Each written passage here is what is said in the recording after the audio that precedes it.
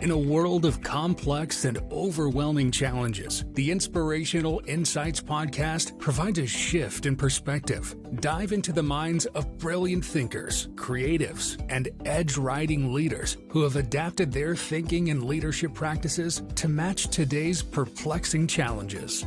Your host, Donna Jones, leads captivating conversations with trailblazers from diverse fields who have transcended tough and complex conditions to contribute to a healthier world. Can we collectively break old habits to reinvent the human work-earth relationship and support the vitality and diversity of all life? Harnessing agility, embracing possibilities. Welcome to the journey. With me today is Jeffrey Beeson, and we're talking about what network science tells us about the future of organizations. This will be the 8th in the series on network science, interspersed throughout a whole bunch of other topics. The opportunity here is to understand that organizations are networks, and therefore they run on them, and you don't lead in networks by relying on your authority. There's a lot for leaders of any size organization to understand how this works and the biological nature of it, for example. Jeffrey's career path inspired him to recognize the need to integrate these two perspectives of strategy and culture. He founded Ensemble Enabler to collaborate with organizations and really develop the organizational values in advancing leadership. There's an intersection between those two, but it's that a combination of the two that we're really looking and talking about today. So Jeffrey has also been able to shift perspective. So I have no idea where this conversation is going to go, but that's our intent, which is to look at what network science impacts, tells you about the future of organizations and beyond. The other two things I want you to know about Jeffrey is that he's also been involved in World Café Europe, and that's actually how I met Jeffrey, through Patricia Monroe. It's an organization that looks at large group participatory dialogue to really talk about the issues of great importance, and we have plenty of those today. Jeffrey was a board member of the ILA, the International Leadership Association, who very kindly published one of my podcasts several years ago, one of my episodes, and just had their conference here in Vancouver, where I'm based. Okay, enough of that. On we go. Jeffrey, what do networks have to do with disruption in business and organizations that we witnessed over the last 20 plus years? There's a lot to talk about there, but I'm actually an economist by training. And one of the theories that's been around for quite a while is Schumpeter's creative destruction, which was in the early 20th century. And he was looking at how economics works and what is going on there, and talked about how companies going down and being replaced by new companies was just part of the system. Those kind of disturbances that we've had in the past is nothing new. We've seen it before, and we've seen it in many different phases of industrial change. Electricity was one of those examples in the early 20th century that changed the industrial landscape completely. There's something really different right now. Palpably different. You can name all sorts of different examples, but take a look at something like Encyclopedia Britannica, a super established company that was founded in the 18th century, that was the standard for knowledge in the world for that span of 200 plus years. And all of a sudden, a group of people say, let's do an encyclopedia where everybody edits it, where it's not just an editorial board. And we'll just allow that to happen. We'll have just a few meetings together to understand and improve the articles, but otherwise it's just open for anybody to put in whatever they want. This was anathema for people like the Britannica, which was scholarly work, really rigorous, board that officially attributes to everything. And it's been no contest. The latest statistics I've seen is that Wikipedia, which is the birth of that thought, has something like 100 times more visitors every day than Encyclopedia Britannica. And so we understand that there's really something different going on here.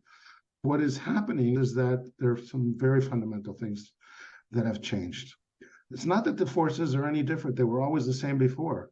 But what's happened is that the cost of connection has shifted. In other words, how much you have to pay to get connected, the cost to you has dramatically, by orders of magnitude, have gone down. And so people can now get connected without actually even having to pay a telephone bill, which is absolutely remarkable. And then, of course, the amount of information flowing through networks in human networks has increased also by 100-fold or more, and is continuing to increase. So we have volume of information and we have cost of connection. And those two things are making a humongous difference in the kind of disruption, the kind of creative destruction that we're witnessing, like the example that I just gave. But there's numerous examples. You think about a software field, and you have huge companies like Microsoft who have an army of software developers, and they cannot keep up with people who on their spare time for free are creating Linux systems. The 15,000 programmers worldwide on their spare time creating an operating system. And this has been and is the major operating system. It was so successful that Microsoft, after a decade of trying to kill it, finally had to declare peace and a truce, and now says they love Linux. So that's the power of networks. And it's a remarkable thing to see. And it's taken a lot of people by surprise. They just don't know where things are coming from and what's going to happen. But actually, there's a complete logic to it. And it's the logic of networks. So that's what we're witnessing in our age today. It's interesting because networks always run almost unobserved. You don't really notice them. Like you appreciate that Linux was done by a group of people, but you don't think of that as a network. It's just a blob called a group of developers, and you don't remember the interactions that go between them. And the other thing I noticed from what you just said is that all these people are fired up by a goal. There's a purpose, a very strong, clear, intentional purpose behind their initiative, whatever that happens to be. Right. Yeah. And I can recall when I was a participant in the Knowledge and Innovation Network, we talked about the work Hewlett Packard was doing at the time, social biology, network mapping. It was manual. It wasn't computer-based as it is now. But so consequently, it was probably a bit slower, but it was certainly interesting. It was that understanding that who I need in my network, and that often existed far outside the company, to get the job done, to get a goal, a big goal that people are passionate about done. So that's the basis of networks for this conversation. Now let's go a little bit further into looking at what are the key insights from network science that help explain what's going on, the disruption that we're witnessing in the world today, because there's a lot of it, and there's a lot of people who are analytical who find it very difficult to zoom out and say, gee, what's really happening here? What have you observed from network science that explains how things are shifting today? Yeah, that's the exciting part of it, is that network science, it's been around for a long time, but it's only recently with the advent of computers and the computing capacity that it's really taken off as a science. I think that most of the network scientists really think of the 1990s as the birth of the modern network sciences as it's constituted today. But it goes back actually to the 18th century and the famous 7 bridges of Königsberg, which I won't say too much about, but that's an interesting puzzle for those who want to know and look at that. What's really interesting is that the network science is informing all sorts of things. It helps us to set up our telecommunication networks. It helps us to understand molecular biology. There's just all sorts of things that it's really helping to resolve. It is really, I would say, in the 20th century, we had 2 major scientific breakthroughs, relativity and quantum physics. And for most people, these were worlds that they couldn't relate to. There's the very big and the very small. But the science of networks is about life. It's about our world. And it's really relevant. Barabasi, one of the leading exponents of network science, says, this is the science of life, and then in the science of the 21st century. What it's showing is that all of these phenomena, and we can explain all sorts of things now with networks that we weren't able to explain before. For instance, just like water freezing. There's certain sort of examples like that the network aspect of the way that life and molecules are interconnected is now explainable through network science. So that's a very broad overview here. But what it also is beginning to help us understand human systems and organizations.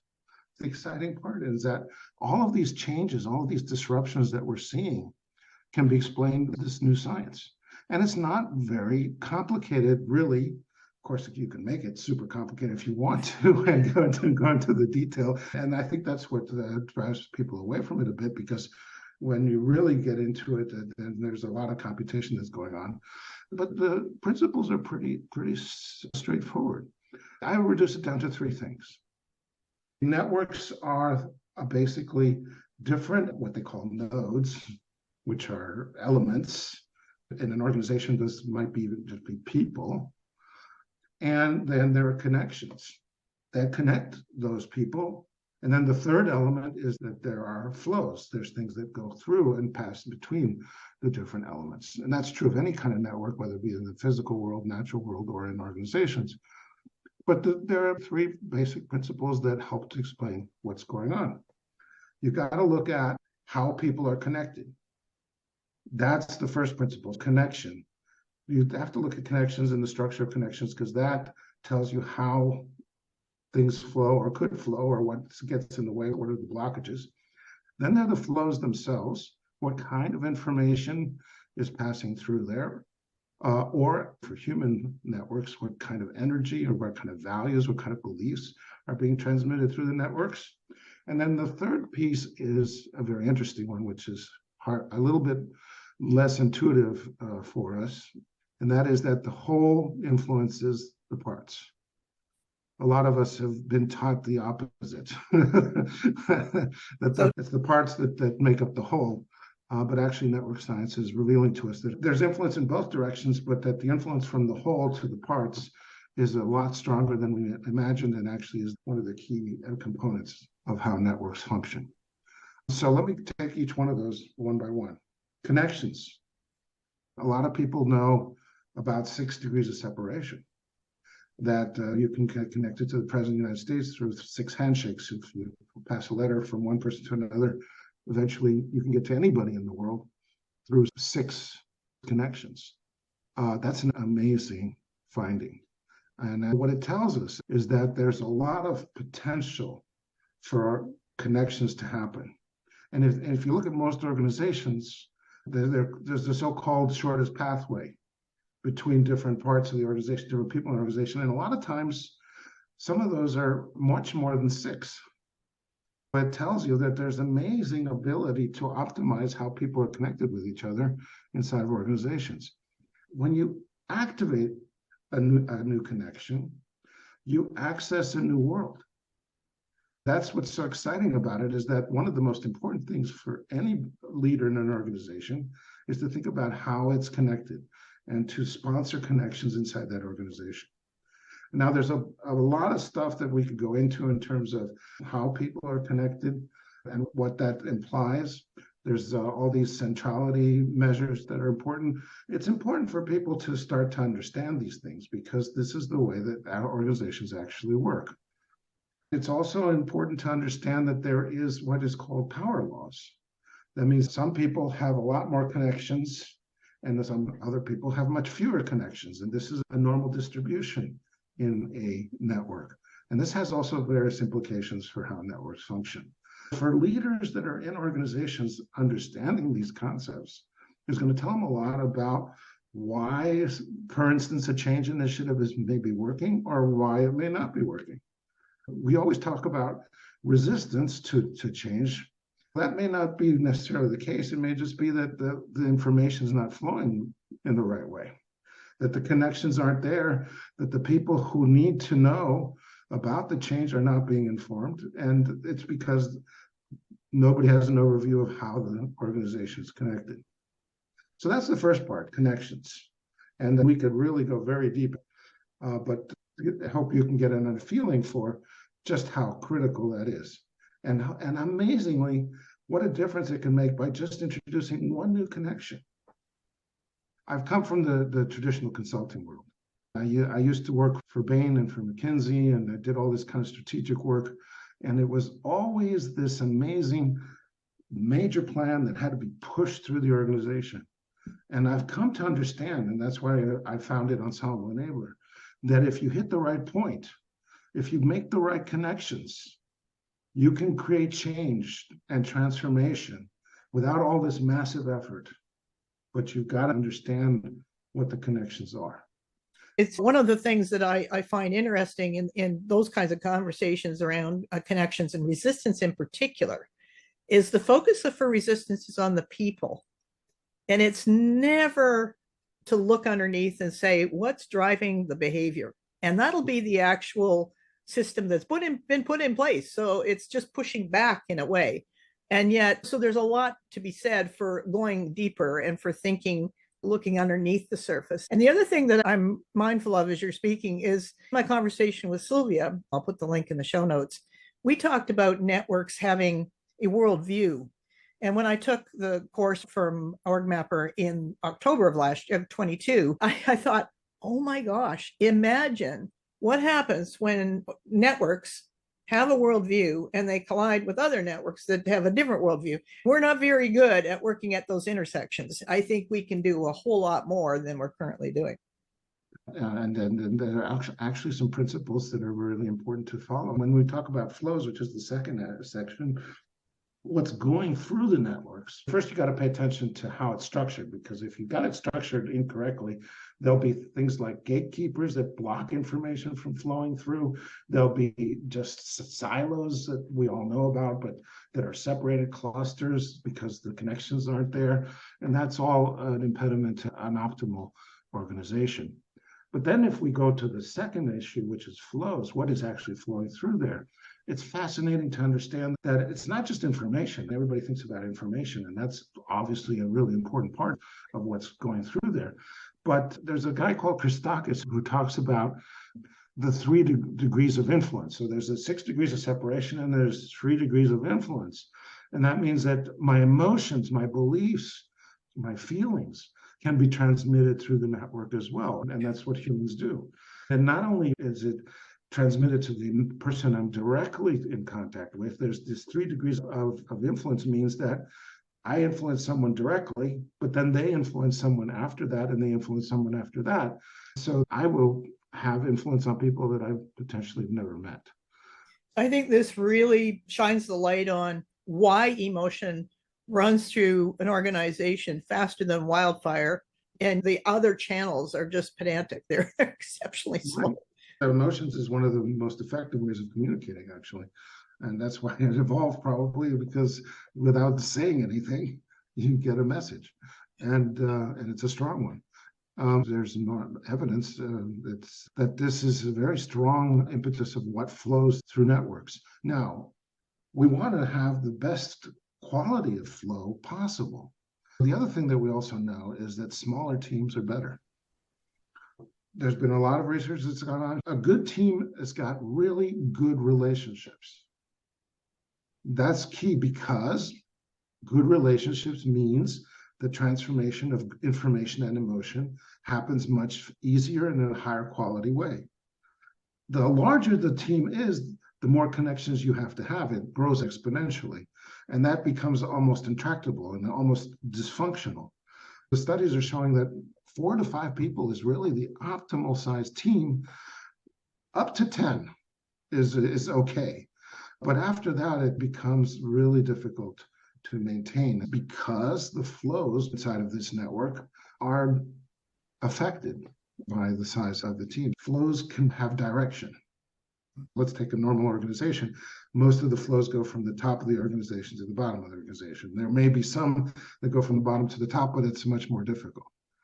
And this directionality is also interesting, because what you want is the multi-directional information exchange, primarily as asymmetric directionality. It usually leads to silos and into clusters that are not talking to each other almost automatically. It's just one of the direct consequences of having that issue. So that how things are flowing, what is flowing is critical. And also this whole issue of gatekeepers, as we have in many modern organizations, people who have the ability to block information from flowing. And that, of course, has tremendous consequences. I just want to interject here because I'm thinking about the traditional belief system that runs an authority-based hierarchy in an organization is that the person with the most information has the most power, so that you get the advantage in the organization by hoarding that power and blocking it and controlling it so that others can't advance. It's a very high risk situation, but yet how prevalent do you think it is today? Oh, I think it's still quite prevalent. It's much harder to do nowadays because there's so many ways of going around it. And that's one of the reasons why network science is showing why there's so much disruption, because the traditional ways of doing things just cannot hold.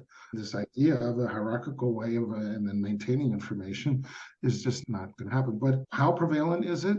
There are several indicators. If you take a look at a lot of the large organizations, they're trying to innovate, right? They got a lot of resources. These corporations are very wealthy, but they got to go to startups to get new ideas. Yeah. What does that tell you? that tells you that the ideas that are inside their company, which they could have developed themselves, cannot filter up. Yeah. They're not going up into the organization. They're being blocked or whatever. Startups, which are taking more risk, are able to create new ideas. Right. But there's no reason why those ideas couldn't emanate from the corporation itself. It's an indicator that there is still a lot of information blockage happening inside of organizations. Creativity is messy, and in an organization that's built for control and stability, you want to get rid of the mess as quickly as possible, and yet without the mess you don't survive. So it's a very interesting dynamic. It's very interesting. Yeah. Basically, the typical organization of the 20th century, and still many of the ones today, which are carrying on that tradition, is that it's been focused completely on efficiency and productivity, to the almost exclusion of everything else. And that has a certain logic to it, and it certainly was probably the right thing to do 100 years ago.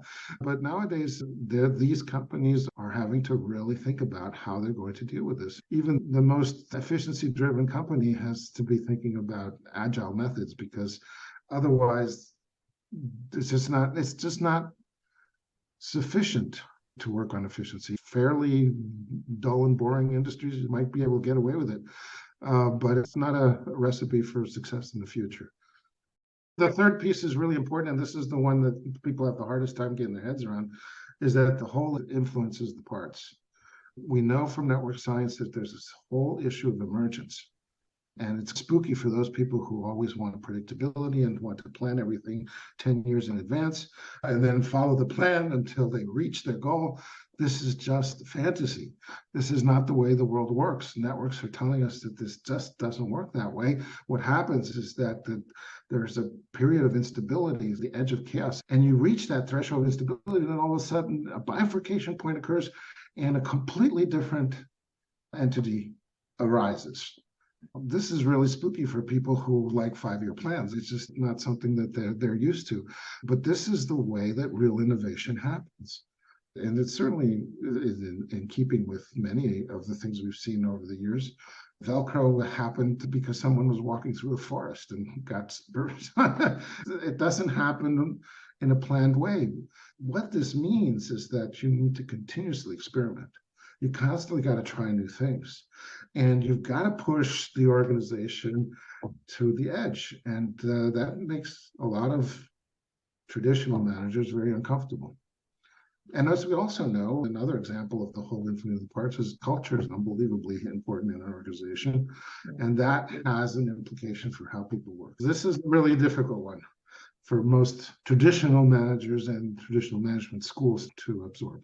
I'm going to extend it another step, because one of my things in the work I do is contextual awareness.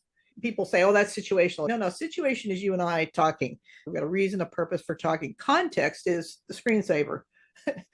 What's going on behind? What are the pressures on people? All of the symptoms or signals of climate change, the eco-anxiety, how people mentally and emotionally recovered from the abrupt disruption during the pandemic. All of that is a part of the context we're in. what's going on in the bigger world has an impact. So I think that's the other dimension of what you're saying. But then you've got that whole larger question around who are we in this world today, in the world that's emerging? Who are we really? What are we made of? And if we're just saying, oh, well, we're made of efficiency and productivity, it's a very low bar. You mentioned that network science can inform the future of organizations. How? What would that look like? Where do we start? What are we looking for? I know there's always signals, cues, things that tell us that the future is unfolding, it's emerging as we move forward. It's a much more sensory approach to visualizing the future, and companies that are stuck in the next quarter, it's impossible for them to see it because their noses are on the ground. How do you balance that ground look with the forward-looking wide angle approach? Any thoughts on that? Sure. Let me just give an example of emergence before I go into that topic, because we were talking theoretically about that in the previous section. This company, Assa Abloy, makes locks. That was the business they were in, physical metal locks and keys. And then at the beginning of the 21st century, of course, keys moved into smart cards and key cards in hotels. And also you could store information on the card, and there's potential to do more with it.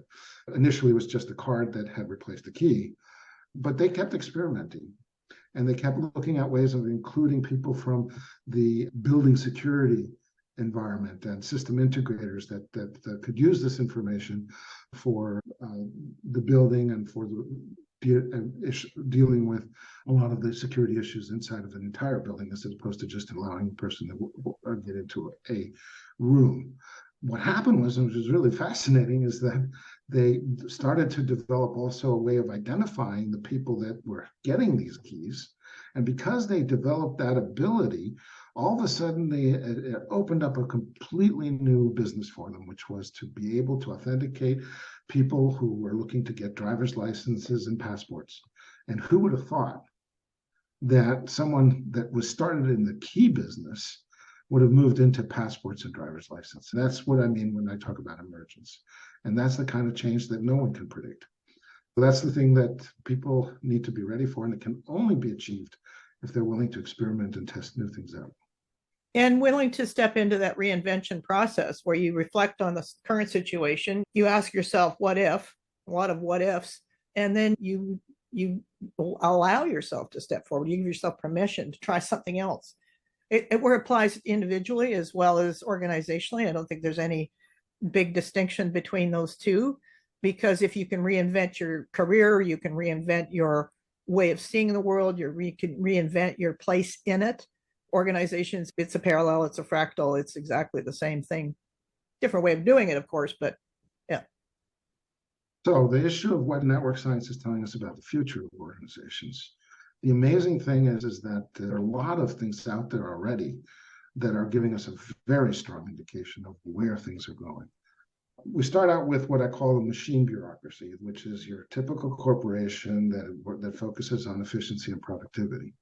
Now, those companies are starting to shift already and trying so-called agile methods because of the pressure to change and do things differently. But those are little projects, maybe a little software development here or a little project over there.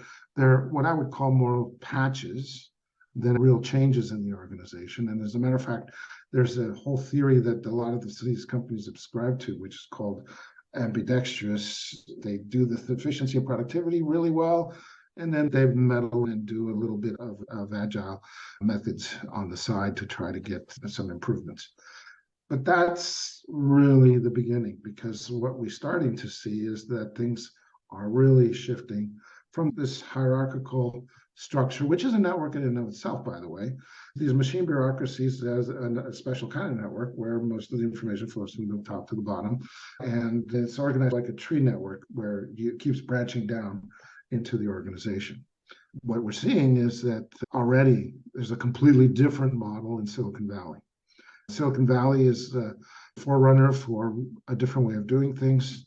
A lot of agile methods came from Silicon Valley, where a lot more flexible. It's called semi-structured. It doesn't have as many layers, and the organization can shift and change depending on project. priorities. For instance, when the iPhone came about, Steve Jobs brought everybody into doing that, and that was able to do that and really focus.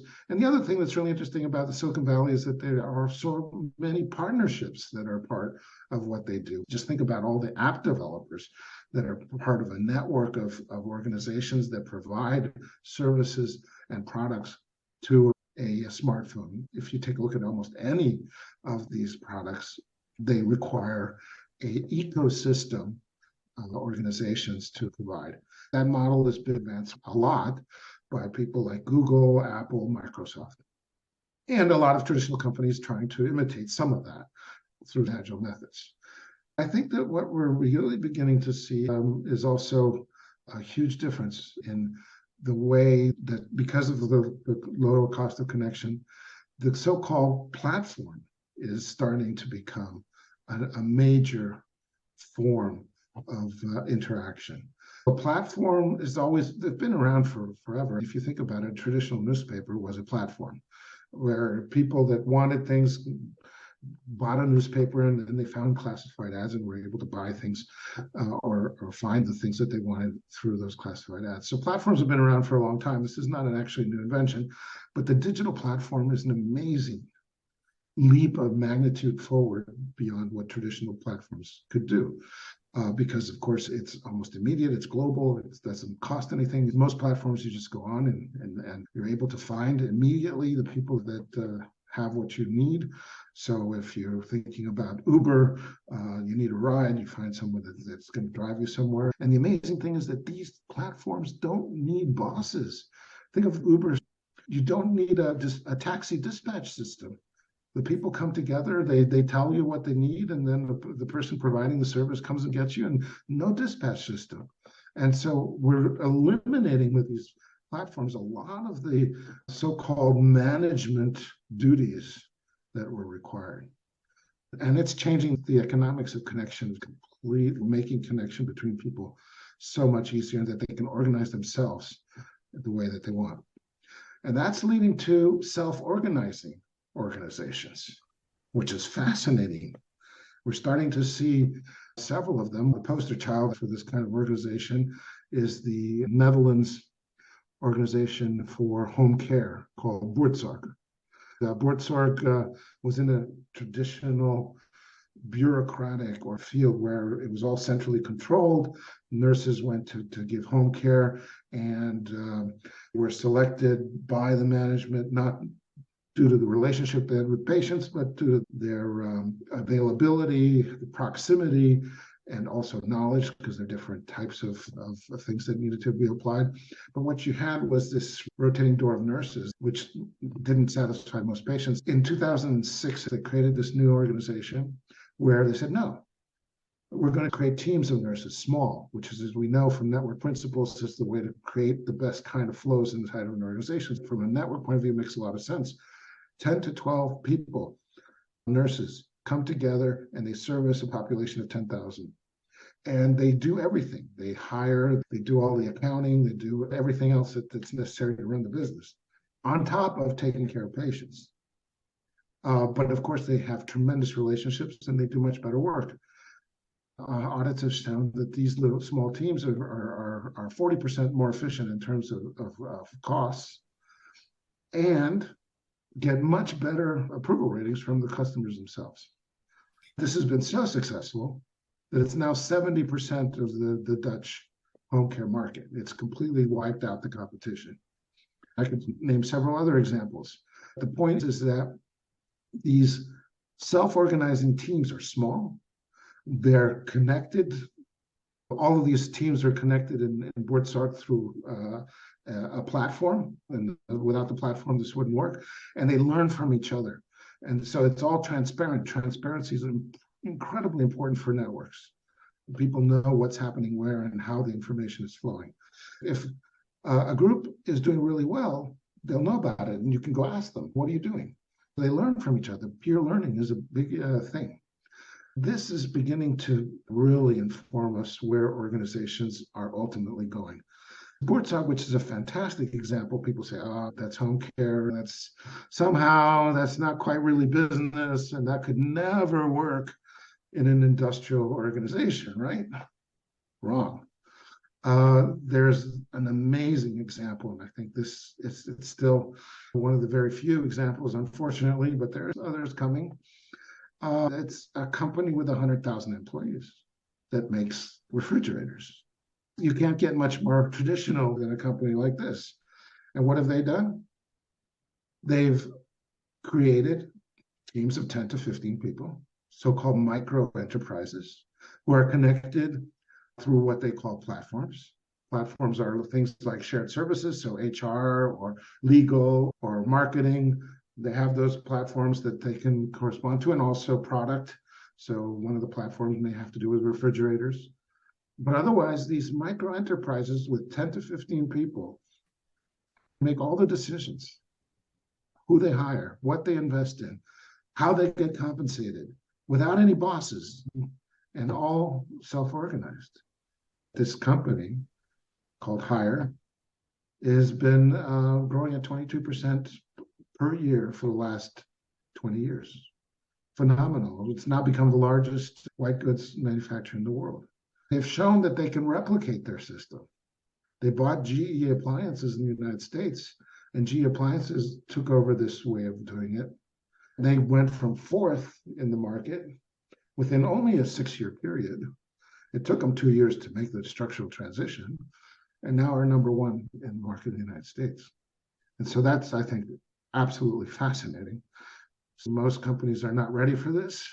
I do believe that this is telling us where it's going, because these kinds of companies are successful because they follow network principles. It's the logic of the network.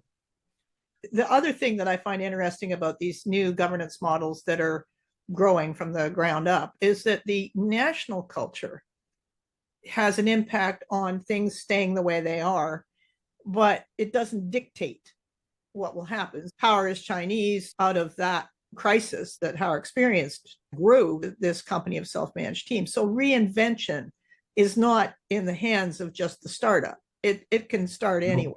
It just needs some bold leadership and a clear vision.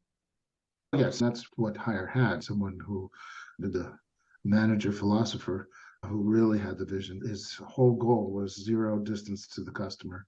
And this was the logical conclusion. This was the way of doing it. And experimented over a long period of time in order to get to this structure. The fact that it's happened and that it's successful tells you a lot. And the interesting thing is that there are now some really major organizations that are looking at this and experimenting with it. For instance, Fujitsu, for instance, Bosch Power Tools. These are not insignificant organizations. My guess is if we get a couple more successful organizations that are following this model, that it's going to begin to take root. And it makes complete sense from a network science perspective. These are completely interconnected groups. They have complete transparency, and they can evolve and grow and adapt and sense to the marketplace the way that traditional organizations cannot.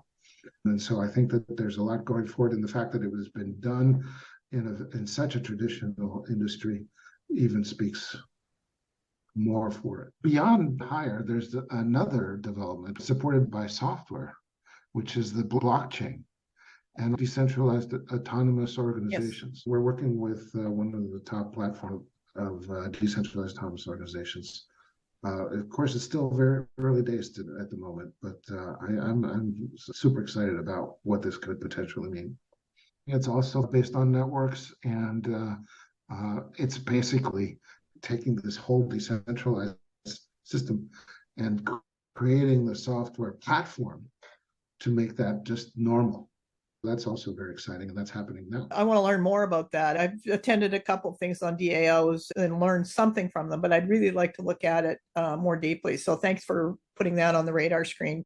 There's a big psychological shift from relying on authority in a hierarchy to get things done and hoarding information and all of those things that makes you advance in the system. In other words, it's very self-serving, to a system and a perspective that is more customer oriented and on a wider basis, globally oriented. In other words, planetary health would fit into that scope of thinking or philosophy. What shifts do leaders need to make? Any tips on how to make that jump and what to reflect on in oneself in moving through this obvious trajectory. The interesting thing for me is that awareness is super critical. The quality of awareness is really important, but not just in yourself as a leader. You need to grow that in the people in your organization. So-called social emotional competencies are going to be some of the most critical things going forward.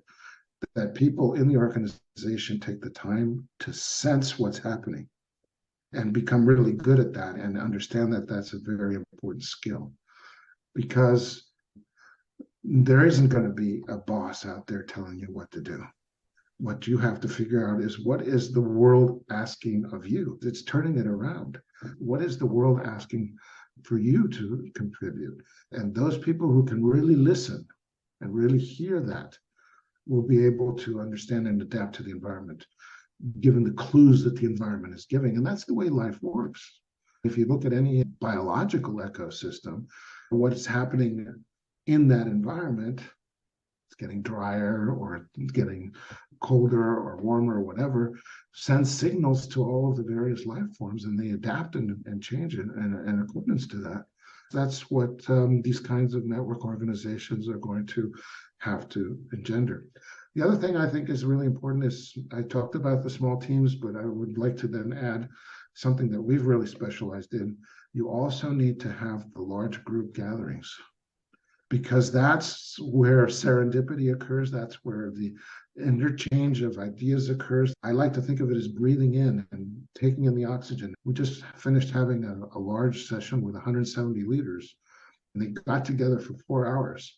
And in those 4 hours, we could identify all of the issues that are facing the company.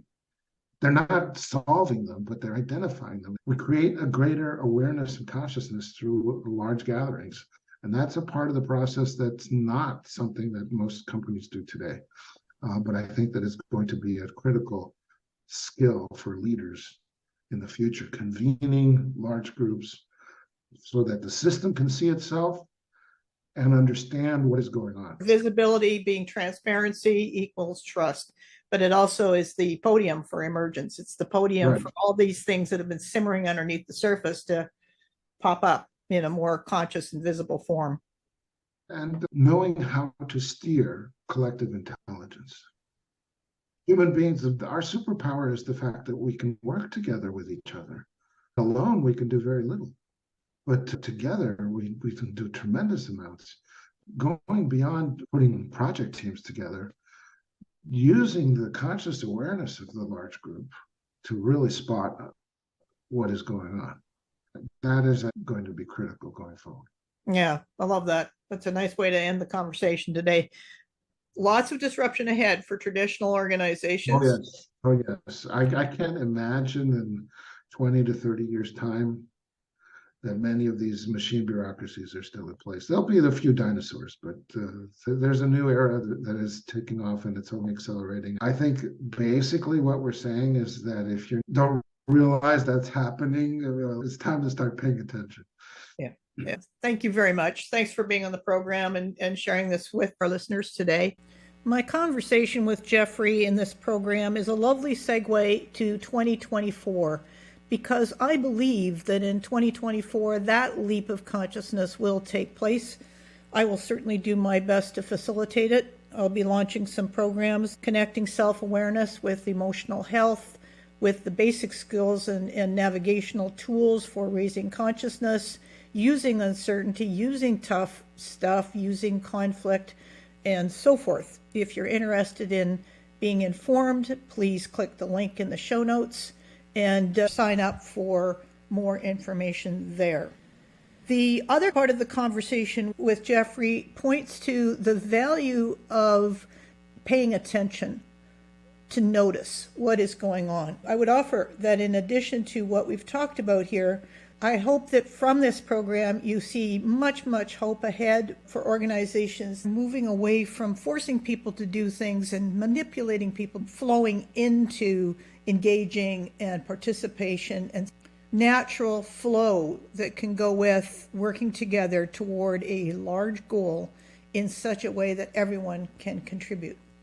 Thank you for joining me. Follow me on LinkedIn and please offer a review and or share this podcast with other people who you feel would benefit. Looking forward to 2024, and I thank you for supporting this program.